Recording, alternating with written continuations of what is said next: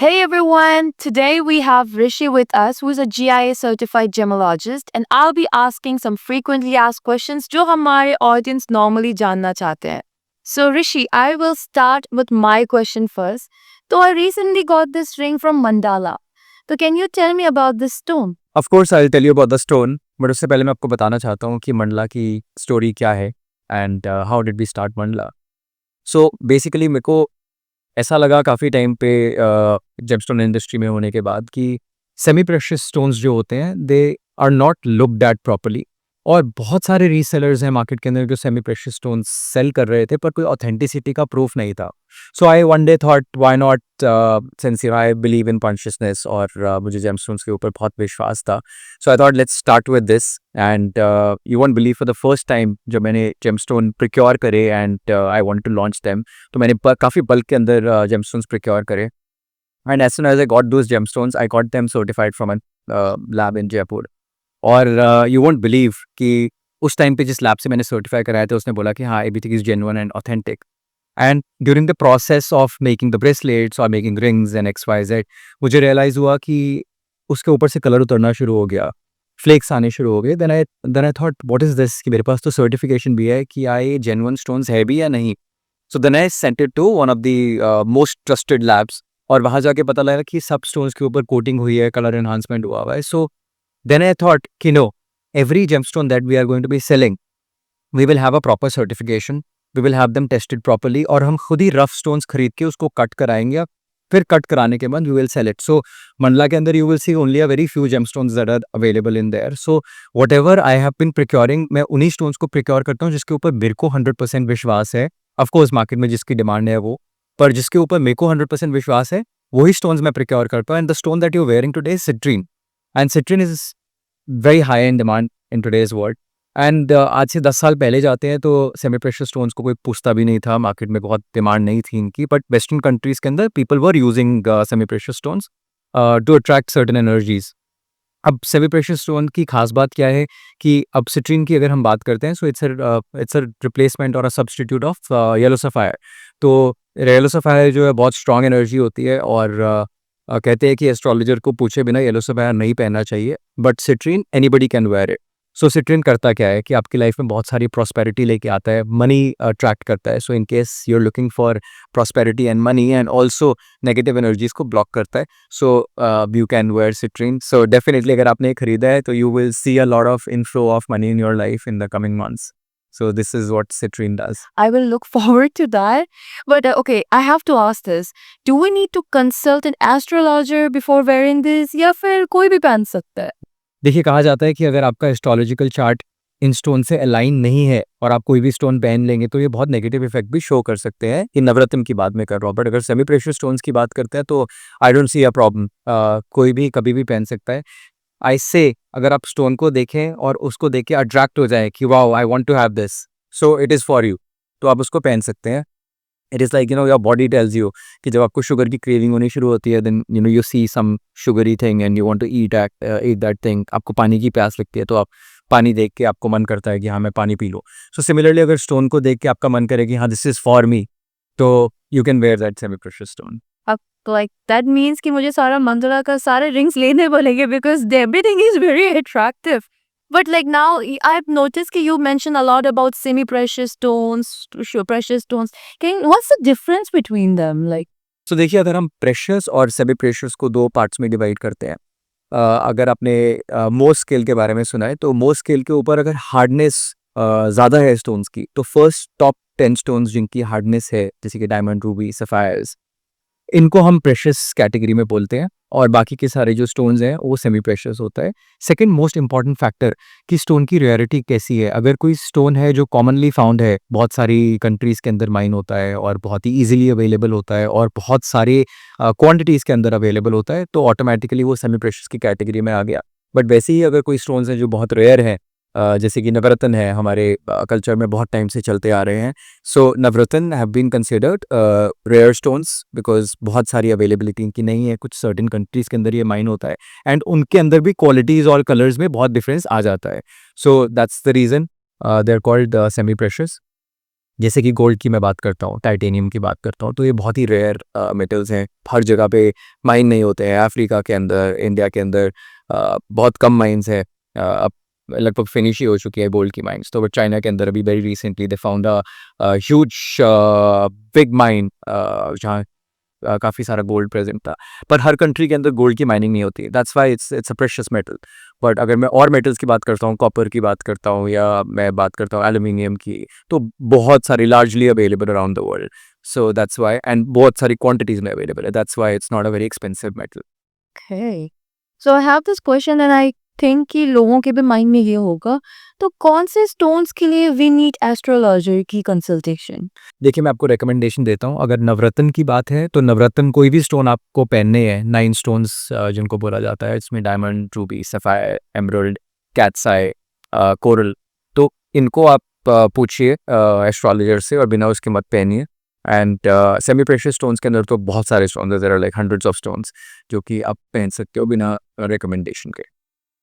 I understand that the stones और planets का एक रिलेशन होता है, तो ये स्टोन्स पहनने से हमारी प्लैनेट्स कैसे अफेक्ट होते हैं? देखिए, इस चीज़ की इन्फॉर्मेशन मैं आपको दे सकता हूँ, but I refrain my self from giving the information about this topic, because मैं एक सर्टिफाइड एस्ट्रोलॉजर नहीं हूँ। सो अगर आपको ये पर्टिकुलर चीज़ की इन्फॉर्मेशन चाहिए, सो you can click on this link.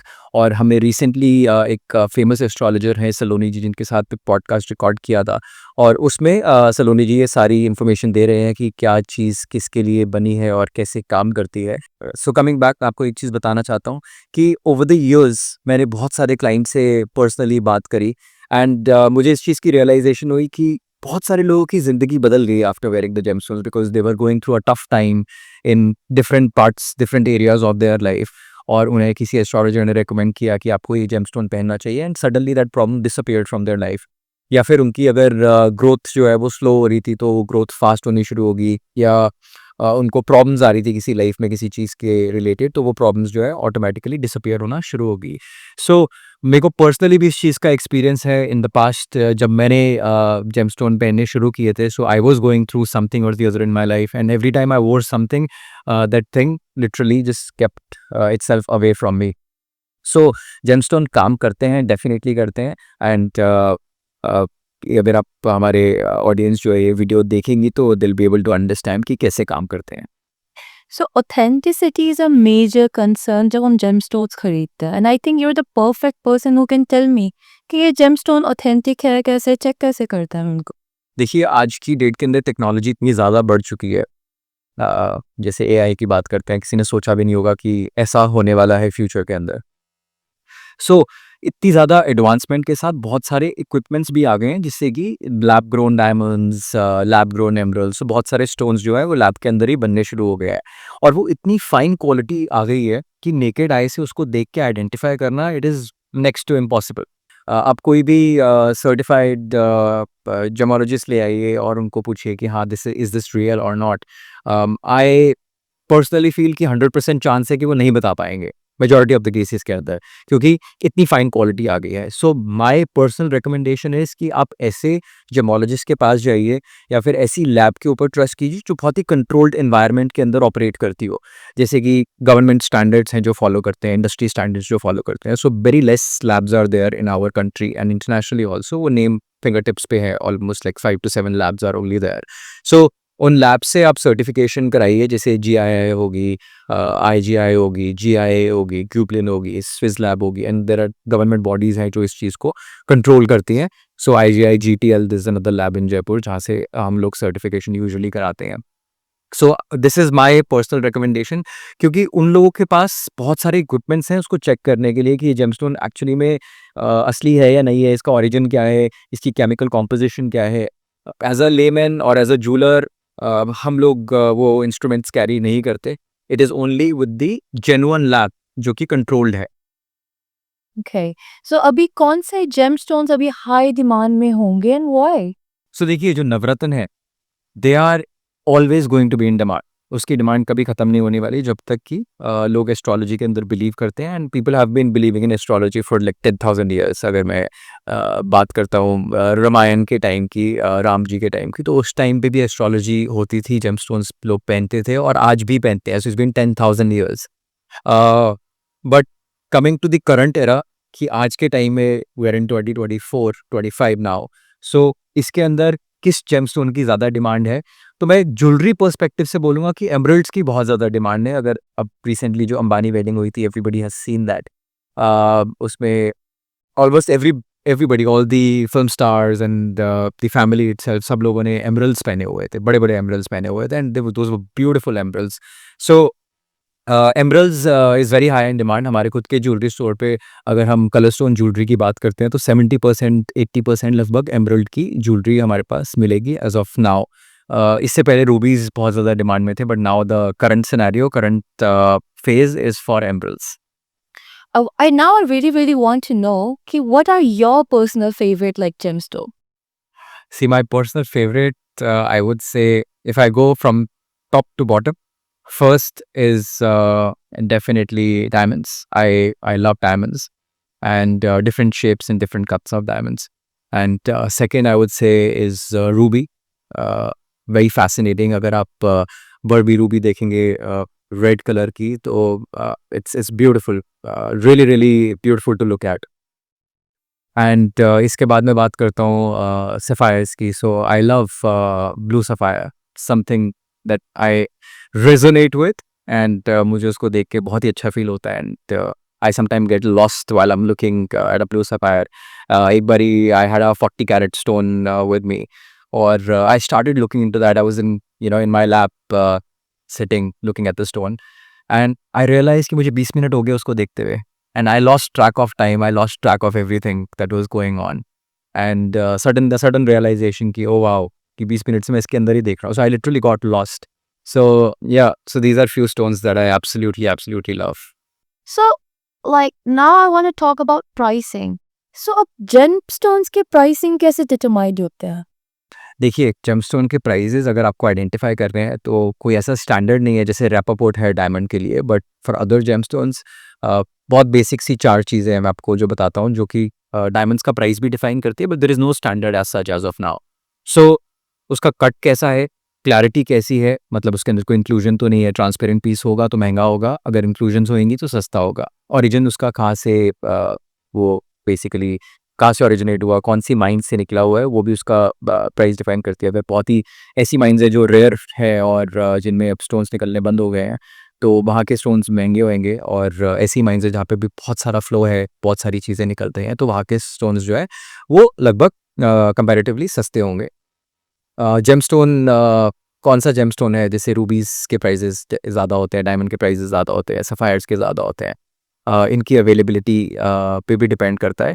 And finally अगर मैं बात करता हूँ कलर की, जितना ज़्यादा कलर जो है वो डार्क होता चला जाएगा, उतने प्राइजेज़ जो है उसके महंगे होते चले जाएँगे, और कलर अगर वीक होगा, लाइट होगा, तो प्राइजेज़ सस्ते होंगे।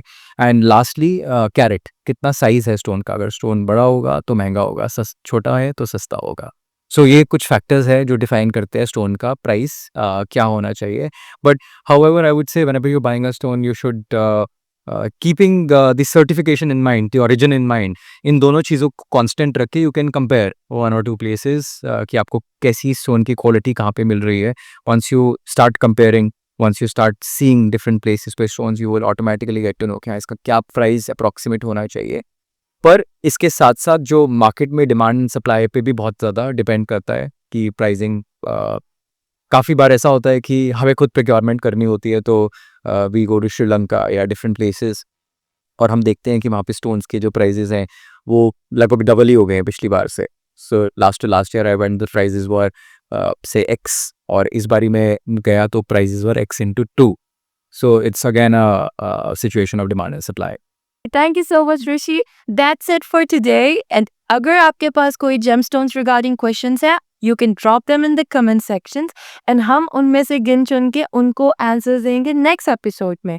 Until then, don't forget to like, share, and subscribe. Bye bye, guys.